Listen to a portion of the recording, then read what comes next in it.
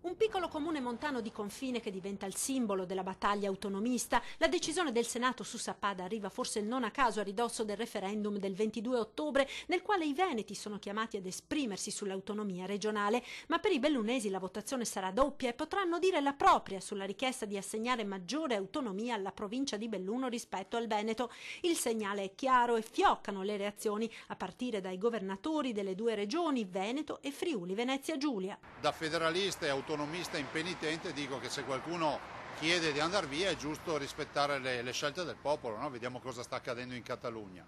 Però è pur vero che devo prendere atto che in Veneto abbiamo tutti i comuni separatisti che non mi chiedono di andare in Lombardia o in Emilia Romagna, ma mi chiedono tutti di andare verso Trento, Bolzano o il Friuli Venezia Giulia. Finalmente il voto dei cittadini di Sappada e anche la volontà, se volete, del Consiglio regionale del Friuli Venezia Giulia, dei tanti cittadini del Friuli Venezia Giulia, è stata in qualche modo ascoltata dal nostro Parlamento. Io ringrazio tutti i senatori che hanno partecipato al voto, è un gesto e un segnale importante, vuol dire che siamo arrivati fino in fondo, come abbiamo sempre detto, sia come amministrazione regionale che come Partito Democratico. Chiedono che ora si arrivi in tempi brevissimi alla conferma definitiva del disegno di legge i parlamentari del Movimento 5 Stelle, per voce del deputato bellunese Federico D'Inca. Finalmente si sancisce il rispetto alla volontà popolare espressa attraverso il referendum.